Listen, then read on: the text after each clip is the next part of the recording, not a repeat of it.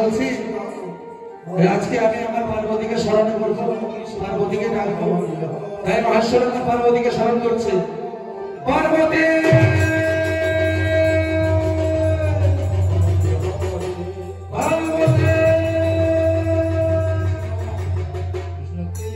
কি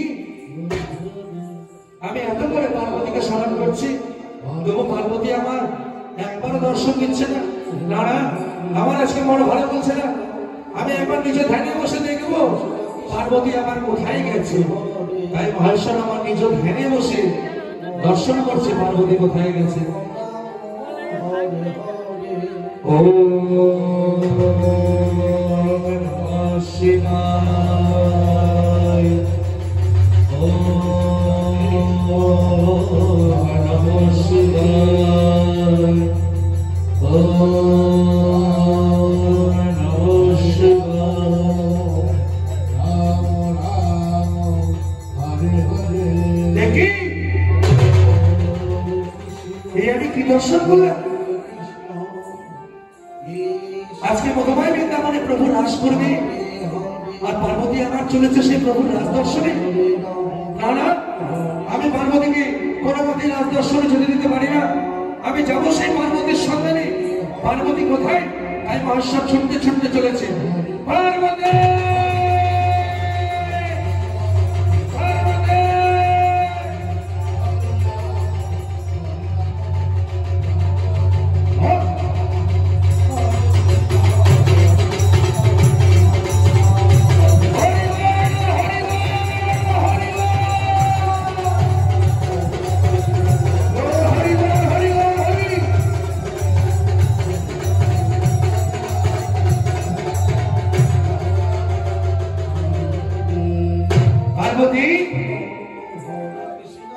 তুমি সত্য কথা বলো, আজকে তুমি কোথায় চলেছো এই কৈলাস ছেড়ে?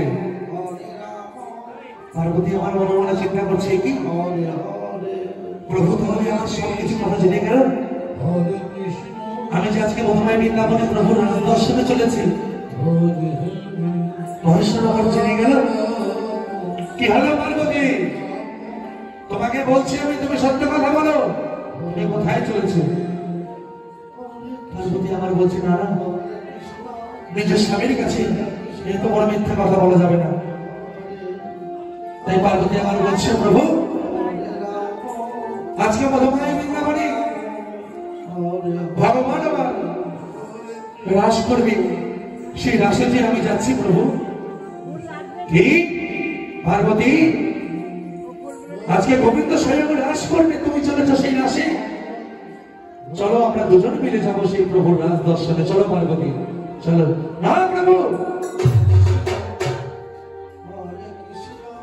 আপনি যে প্রভুর রাজ দর্শনে যেতে পারবেন না। কি বলছো পার্বতী? আজকে প্রভু রাস করবে আর আমি রাজ দর্শনে যেতে পারবো না? কেন পার্বতী বলো তুমি? বলছে প্রভু গো, আপনি যেতে পারবেন না কারণ জানেন ভগবানের সমস্ত লীলার মধ্যে নর নারী সমস্ত গোপীদের প্রবেশ আছে, কিন্তু এই যে 64 প্রকার লীলার মধ্যে সর্বশ্রেষ্ঠ লীলা রাস লীলা। এই লীলায় ভগবান যে গোপী বেশে রাস করবে, গোপী নিয়ে ভগবান একা পুরুষ ছাড়া ওখানে যে কোনো পুরুষ প্রবেশ করতে পারবে না। কি পার্বতী? আজকে আমি যদি প্রভুর রাজ দর্শনে যেতে না পারি, তাহলে তুমিও রাজমঞ্চে যেতে পারবে না। এসো আজকে কৈলাসে আমরা দুজনে শয়ন কক্ষে শয়ন করবো। এসো এসো পার্বতী। তাই স্বামী ধৈর্য শিল ধৈর্য এই বলে মহেশ্বর পার্বতী হরগৌরী সেই শয়ন করছে। মায়েরা সবাই হরি হরি হরি হরি হরি বল হরি বল হরি বল।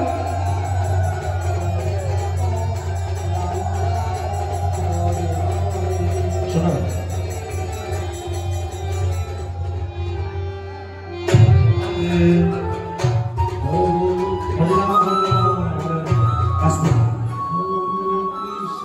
আজকে শিব পার্বতী শয়ন করছে।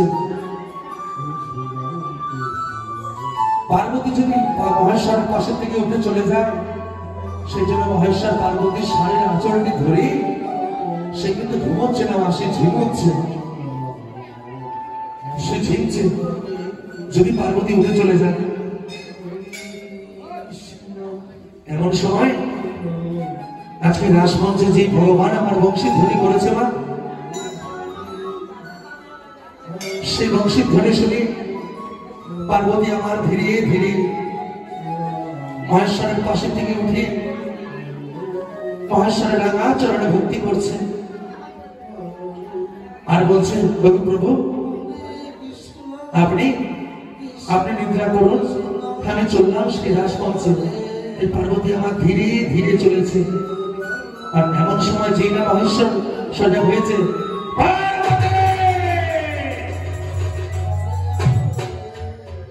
পার্বতী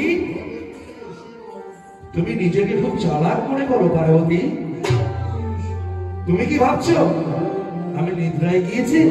না পার্বতী না, তোমার এত বড় সাহস, তুমি আমার কথা অমান্য করে চলেছো সেই প্রভু রাম দর্শনে। পার্বতী আমার দুটি চরণ জড়িয়ে ধরে বলছে, ও প্রভু ওই রাসমঞ্চে যে আমার যেতেই হবে, আমি যে সেই রাসের সহায়িকা, আমি ছাড়া যে রাস অসম্পূর্ণ থেকে যাবে, প্রভু আপনি আমায় বিদায় দিন, আমি আসি। পার্বতী তোমাকে আমি বারবার বলছি তুমি রাসমঞ্চে যেতে পারবে না, পারবে না, পারবে না। প্রভু আজকে আপনি আমাকে আটকাতে পারবেন না প্রভু, আমাকে যে যেতেই হবে রাসমঞ্চে। আমি আসছি প্রভু, আমি আসছি।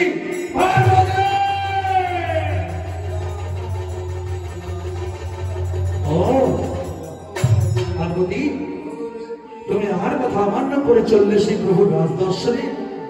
ঠিক আছে পার্বতী, তুমি বললে যে নারী ছাড়া পুরুষ প্রবেশ করতে পারবে না। পার্বতী প্রভুর রাস দর্শন করা আমারও মনে বাসনা, আমিও প্রভুর রাজ দর্শন করবো। কিভাবে জানো? আজকে আমিও যাবো গোপী বেশে, তোমার যত কাপড় শাড়ি আছে সব আমি গোপী সেজে যাবো সেই রাসমঞ্চে রাজ দর্শনে। আমি আসছি পার্বতী, দাঁড়াও আমি আসছি। তাই দেবাদিদের ভোলা মহেশ্বর আমার নৃত্য করতে করতে চলে।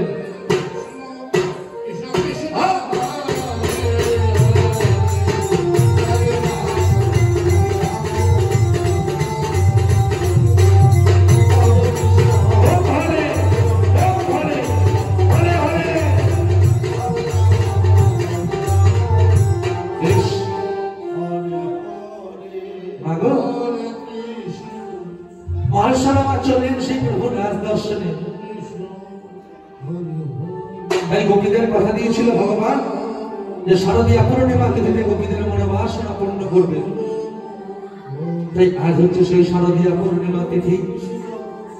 এই পূর্ণিমা তিথিতে স্বয়ং গোবিন্দ আমার আপন হস্তে বংশী নিয়ে সেই সুর করছে। পদকর্তা গোবিন্দ দাসের সুর। আমার আজকে এইটাই দাসের সুর শুনুন। ভগবান আমার গোবিন্দ দাসের সুর, সেই রাসের সুর। তাই কি বলছে ভালো করে শুনবেন মা। কিবা শারদ চন্দ্র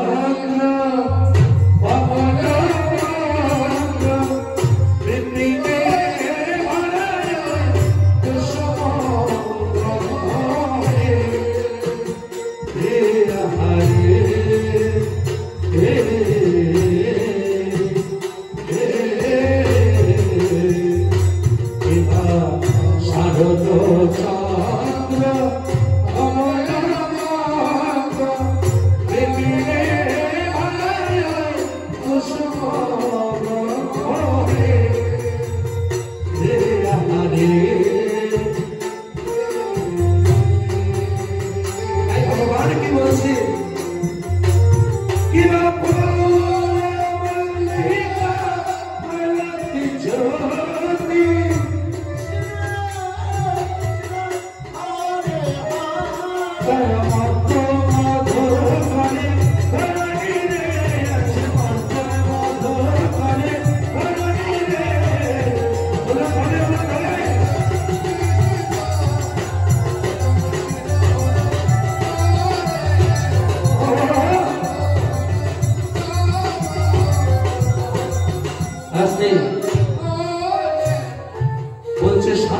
চন্দ্র পবন মন্দ্র বিপিনে ধরালো কুসুম গন্ধবে ফুল্ল মল্লিকা মালতী জ্যোতি পদ্মে মধুকর পান। আজকে